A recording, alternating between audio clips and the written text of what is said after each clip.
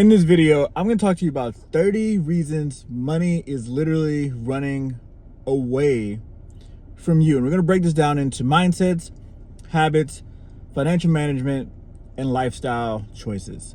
I'm going to move through these pretty quick, so bear with me. There's 30 of them.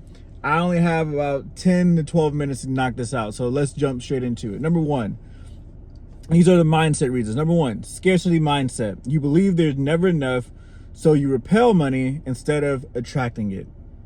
Number two, fear of wealth.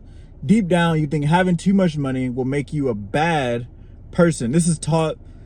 I mean, honestly, I've heard people talk about this stuff in churches. I've seen people talk about this in just normal life. Money is a tool. Money itself is not good or bad. It just amplifies who you are at that moment of having the money. So if you're a bad person, you're probably going to do bad things with it. It's not necessarily making you a bad person. It's just showing you what type of person you actually are. Number three, guilt around success. You subconsciously self-sabotage because you feel unworthy of wealth. Number four, negative money beliefs. You were taught money is the root of all evil, so you don't hold on to it. Now, it kind of goes back into number two. Money is not necessarily the root of all evil. The love of money is the root of all evil. And so one is just putting things into context and understanding where that quote actually came from and understanding where your love lies that makes you do number four, which is having negative money beliefs. Number five, lack of financial vision. No clear financial goals, so your money has no purpose or direction. There's no goals in your life. There's no reason to have the money, therefore you're not going to use it. Number six, you avoid responsibility. You treat money as a burden rather than a tool to be mastered. Kind of like I've talked about before, money as a tool is not necessarily a good or bad thing. It just amplifies who you are as a person. Number seven, you envy wealthy people. Resentment toward the rich pushes away the very thing you want. Number eight, you chase instant gratification. You trade long-term wealth for short-term dopamine hits. Number nine, you focus on looking rich. Image over impact keeps you broke. Right? Most people just want to look rich. No, most people don't actually want to be rich. They just want to look rich. And that's the problem that we have. And that's why we have such high debt. That's why we have, I mean, even as a country, we're in trillions of dollars of debt because we're paying for things that we can't afford. Like that's, as a country, that's where we stand. As individuals, that's where most of us stand. And so therefore, it is what it is. Number 10, you're scared to invest in yourself. So you stay stuck where you are financially. And investing in yourself could mean personal mindset development, books, podcasts, etc., etc. It doesn't necessarily cost money. Sometimes it just costs your time, and it costs putting down. I don't say it costs sacrifices, but sometimes you have to make sacrifices to do personal development. So you got to turn off the Drake and turn on a podcast. You know what I mean? So stuff like that. Let's jump into the second category, which is poor financial habits. Number 11, no budget. If you don't tell money where to go, it will leave you without notice. If you don't tell your money where to go, it will leave you without notice. If you don't tell it where to go, it's going to go somewhere anyway. Right? You're going to spend it. You're going to use it in other places that you probably shouldn't. Therefore, you have to tell your money where to go. Right? What you manage grows. Number 12, impulse spending. You spend without thinking, then regret it later. That's pretty self-explanatory. Number 13, living paycheck to paycheck. You never build margins, so you're always in survival mode. I kind of talked about this in some of my other videos. You have your income, you have expenses. That gap in between there keeps you from living paycheck to paycheck. Right? So if you only make $60,000 a year, but you're spending $55,000 a year to live, don't be mad when you have $500-$600 a month, maybe $400 a month at each month, and then you're kind of like, oh man, what do I do with this money? And then a tire blows out, and then you're screwed. Right? So manage your money. How much do you have coming in? How much do you have going out? Keep that distance as big as you can. Number 14, overusing credit cards. Debt drains your future income. Number 15, you never save. You treat savings like leftovers, not priority. Best thing that you can do is set up auto save. where when you get a check, or you get paid, or you get direct deposit, have a percentage of that income automatically going somewhere else. Number 16, you don't track your money. What you don't measure, you can't manage, and what you don't manage doesn't grow. Right? I talked about that a little bit earlier. Number 17, no emergency fund. One unexpected bill wipes out all of your progress. Number 18, ignoring bills or late fees. You lose money because you're disorganized. A lot of people have trouble with this because they don't want to look at their finances. They don't want to look at the money that's coming in. They don't want to look at their bank account. They wake up in the morning and they're like, I'm just not going to look at that because I know it's going to be negative. Not looking at it doesn't help it. It just keeps you, it helps you in that one moment, in that exact moment, to not maybe be, I don't really know how it helps you. I'm not a psychologist, so I don't know what the exact, terminology would be, but you're already anxious, you're already fearful, you're already in all the bad states. So just looking at it and saying, okay, I got that out of the way, would help you out so much. Just look at your finances, look at where your money's going, look at how much is in your bank account each day. So that way, at least your money's on your mind. Not keeping it in your mind isn't going to do you any favors in the future.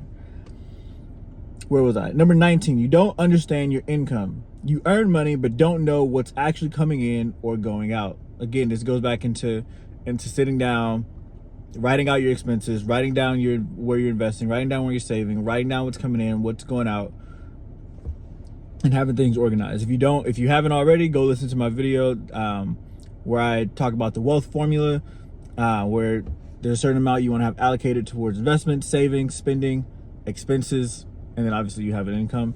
And then I would also add tithing to that as well.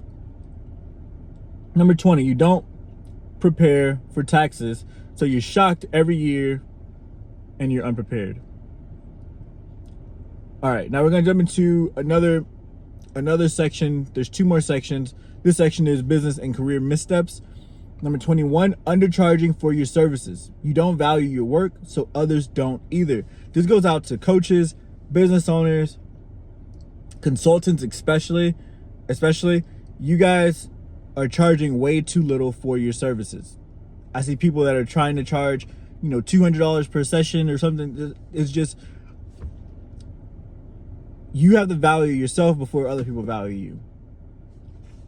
Simple as that.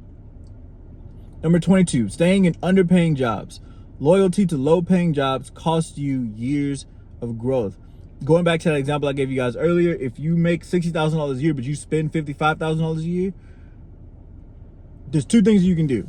You can increase your income, or you can decrease your expenses. Now, for a lot of people, if you're an adult, you probably have a family, you probably have a spouse. You can't really just decrease your income and go live on the street. You know what I mean? You can't just drop down to $13,000 a year because you're like, okay, I'm going to go live in my car. I'm going to go, you know what I mean? You can't do that. So you have to go make more money. Now, how do you make more money? You need to go increase that $60,000 to a 70, or 70 to an 80. And you have to go look for a new job.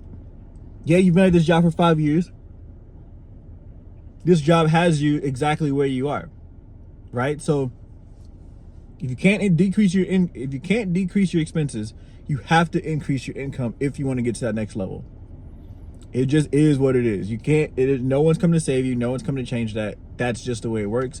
You have to get a bigger gap in between the income and the expenses. You would do the same thing if you're running a business. If you ran a car wash, the goal is to keep the expenses low and the income high. That gap is the profit. That profit you live off of. Having your regular life is no different. Number 23, avoiding risk. You play it too safe to ever get ahead. Number 24, you don't develop new skills. Money flows to value, and value comes from growth. You will never outlive or out-earn your self-image.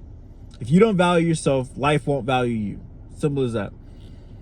Number 25, no multiple income streams. One source dries up and you're back at zero.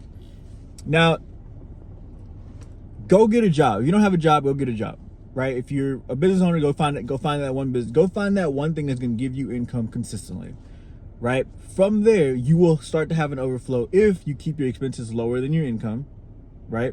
And we do everything we've talked about so far. That extra, start a side hustle. Start a side hustle. I don't know what it'll be, but don't stay at the job. The job isn't the end all be all. The job is just the beginning. In the next 2 to 5 years, you want to be out of that job and into your side hustle fully, right? Once you do that, that side hustle should be making you more than your expenses and also more than your job was, right? And when you get to that point, now you can start to trickle out into other little things here and there, right? And this is where your multiple income streams start to be created. Don't just start doing 900 things at one time. Do one main thing and have a little thing that you can do every now and then, right? And devote some time to that. Lifestyle and relationship choices. Number 26, you spend to impress others. People pleasing is expensive. Number 27, keeping toxic relationships. Financial leeches keep you drained. Not just financial leeches, but toxic relationships in general keep you drained. In general, if you're drained, you're not going to be able to go create more income. You're not going to be able to do the things we've talked about. Number 28, living above your means. You try to maintain a lifestyle your income can't support. Again, if you're making $50,000 a year or $55,000 or $60,000 a year, if you're spending 55 of that, you're spending way too much.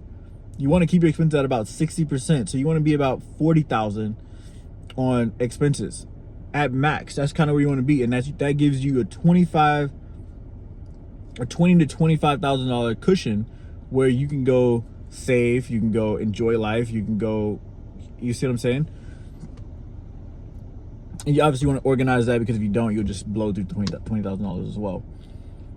Number 29, you ignore godly wisdom about money. You try to do it alone instead of seeking divine guidance. You're not reading your Bible. You're not praying about it. You don't have anyone else helping you out. You're just kind of doing what you think you should do, which is why you are where you are. And last but not least, number 30, you don't have discipline. You know what to do, but don't follow through consistently. Those are the 30 reasons money is running away from you. I'm not going to go and, recap all of those. There's a lot, but there are mindset reasons. There's poor financial habits that you have. There's business and career missteps that you're taking. And last but not least, there's lifestyle and relationship choices that you're making that you need to change. So I said it'll be 12 minutes. So that's all I got. Hit the like button, comment below what you guys thought about this video, subscribe to the channel, and I'll catch you guys on the next one. Peace.